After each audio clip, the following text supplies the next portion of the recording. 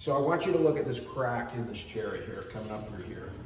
This sample was built when the humidity was much higher. Therefore, now that it's winter, the floor has shrank, and we have about a 30-second size gap here. And I wouldn't be surprised if in January, February, this grows even more. Controlling your humidity can prevent almost all of this, as well as making sure the humidity content inside of the wood matches the humidity content of the subfloor in the house when you install the wood. If you don't get that right the first time, you cannot do anything about it later. What I'm going to teach you in this video is probably the most important step in getting your hardwood floors installed correctly. And it starts when the wood is delivered. So we're going to want to get the wood into whatever project we're working on about 2 weeks ahead of time for the installation.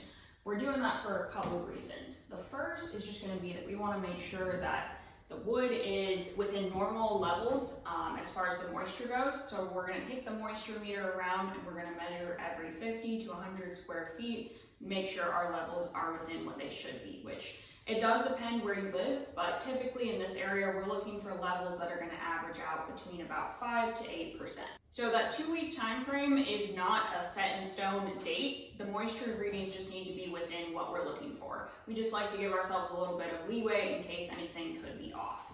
So here we have the Orion 950 moisture meter by Wagner, which is really a high-tech moisture meter, just about the best you could get. So we're just going to go through how we use it. Okay, so we are just going to set it to the right depth, which here we're working with 3/4, it's already there, and it does come with a guide so you know what to be setting it to. So here 0.67 is already white oak, so we are in the right place. We are ready to take our readings. Okay, so we are going to start our reading process here. We're looking to put the meter on top of the board and make sure that we're not on top of any knots because that can interfere with a correct reading. And once you hear the meter beep, it has gotten your measurement for that board and we can move on to the next one. Typically speaking, we would measure about every 5th bundle, but just for the sake of the video, we're going to measure some of these loose boards here. So again, we're just going to place it on top of the wood, wait for it to beep, and when it does, we've got our reading.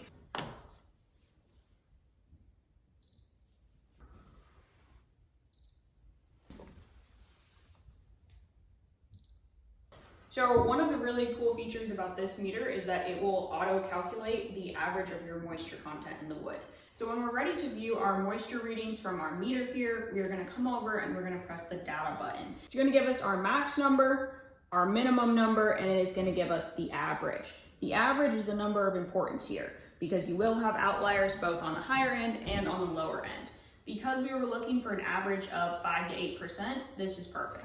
In the same way that we're going to read the moisture in the wood, we also go around and read the moisture in the subfloor. And we're going to do that every 50 to 100 square feet. Do the exact same process with the average calculation inside of our meter. This is 3 1/4 wide white oak right here.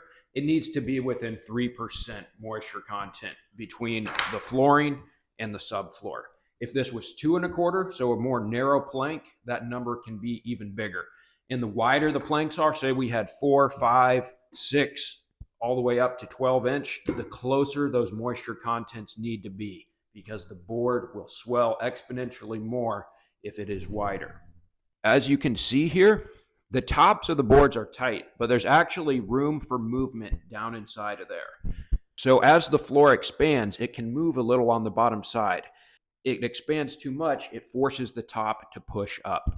A floor made out of narrow planks has a lot more internal room to expand than a floor made of wider planks due to all the extra gaps down inside the wood. So when the wood comes into the house, we're going to want to stage it in different rooms. Don't pile too much wood in one room. Remember, this weighs thousands of pounds depending on how much you have. You can cave the floor in. So we want to stage in several places throughout the house.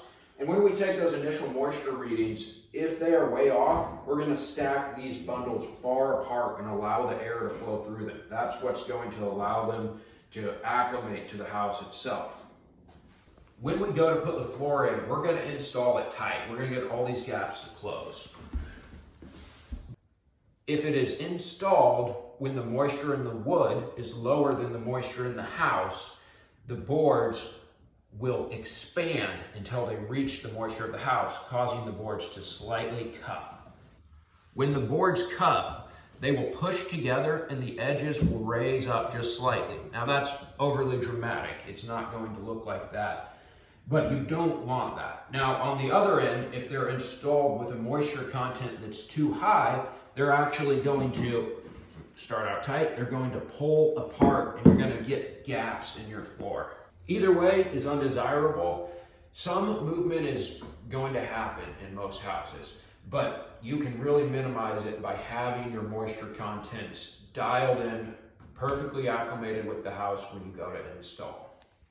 Thanks for watching, guys, and if you like this video, there's another one popping up on your screen right about now. Check it out too.